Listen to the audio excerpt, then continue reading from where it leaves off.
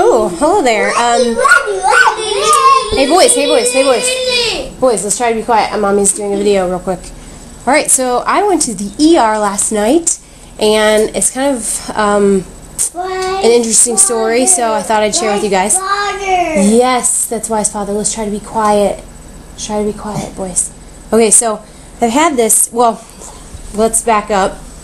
6 weeks ago, or 5 weeks ago-ish, I got sick, and it was like a stomach virus thing, and then after that, I got this coughing, irritated coughing annoyance, and I just figured it was bronchitis, and so I treated it the way that you would normally do for bronchitis. I have there's some leftover albuterol little nebulizers from when my son Joel was a baby, and he had some like wheezing going on, and so I treated it that way because I was like really gasping for breath a couple times, but the albuterol helped so much, and I knew that if I went to a doctor, they probably do the same thing. They just do albuterol, and they might make me do steroids or something, and I didn't really want to do those anyway. I've made a lot of progress with like hormones, and you know, steroids raise your blood sugar, and I've made a lot of progress in that area, and so I just didn't want to take steroids, and I don't really love medication in general, so I didn't go to the doctor, and I was doing fine. I was doing fine treating myself this way, and it actually was getting much better. About 3 weeks ago, it was almost completely gone when we went to Florida, and then we went to Florida, and then we flew home from Florida, and when I got back, like, my nose just started running, I started coughing again. I was like, this is weird, I thought I was better, and then 1 whole day ago, I started, like, wheezing pretty bad, and I did the albuterol again, but this time it was different. Yes, Luther. Hello, we hear you. Would you like to see him? He wants more yogurt melts, so maybe I'll give him some to keep him quiet.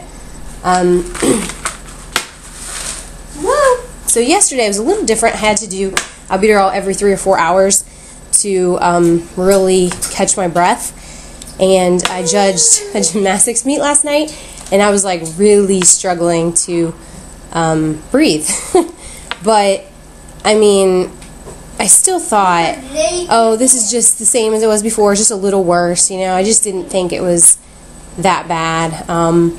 My naturopath at the time was saying, you know, you need to go to the doctor, your primary care physician, see what they say, and then follow up with me. And I was like, okay, but, you know, like when? You know, my 3 boys are here, my husband's out of town, I'm not going to, like, haul all these little kids into the doctor's. I mean, no thanks. Like, I just didn't want to do it. So, and I only had like 1 day before Joel was supposed to be home.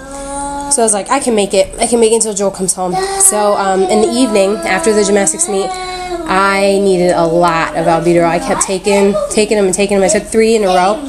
And at 11:30, I texted Joel, my husband, and said, the albuterol doesn't seem to be working anymore. I might have to go to the urgent care in the morning. And just like so in denial, like just totally thinking everything's fine. Well, finally, when I go to bed pretty late at like 11:45, just, I don't know what I was doing, taking albuterol. I don't know. I'm all like shaky, and I can't really go to bed anyway. But I thought to myself, I can't go to bed. I can't even sit down to breathe. I have to stand up.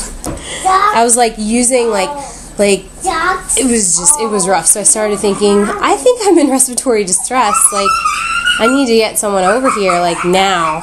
So I called my neighbor, and fortunately she came over right away. It was about midnight. Before I called her, I just squeezed in 2 albuterols at the same time and took them with the nebulizer so that way I could get myself to the hospital.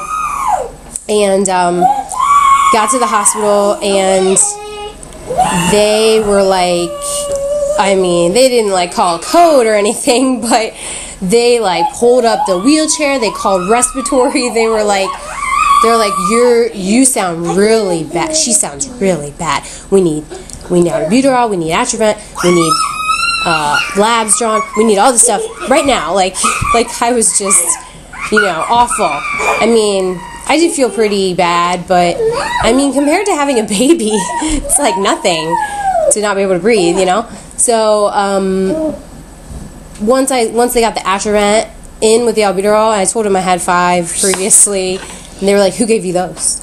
But they lectured me just a little bit, and hey boys, you're screaming while I'm doing a video. Please stop that. Please be quiet, okay? Just for another couple minutes. They lectured me, and the albuterol and Atrovent, I guess the Atrovent, really helped a ton. Gave me some steroids, drew some labs, and I was like so much better after the Atrovent, and so they sent me home. And I got home at around 4 a.m. and I'm feeling much better. I still am wondering if I'm going to do the full course of the steroids for the reasons I mentioned. I'll probably do the antibiotic. Well, I've already started, so I'm going to do it. Although the doctor did say it was probably viral, but she wants to do an antibiotic because I've had it so long. I don't know. And it's Z-Pack, so it'll be over soon. But that's my fun story about neglecting my health. Main reason I would say that I was a little bit, I guess, negligent would be just because Joel wasn't here. So I didn't want to ask someone to come over, like, "Oh, I'm coughing a little bit. I think I might need to go to the urgent care. Can you come over and watch all 3 of my crazy boys?" Like, didn't want to do that. So that was my fun story, and to anyone out there who's having problems breathing or any other problems and you're putting them off because you don't want to ask someone, just ask someone to come watch your kids, and so that way you won't end up in the ER. Although, looking back, I'm not sure I would have done much differently because it just got so bad so fast, and it was very surprising to me how quickly it got bad. So that's my story, and hope you liked it, and I gotta run. Bye.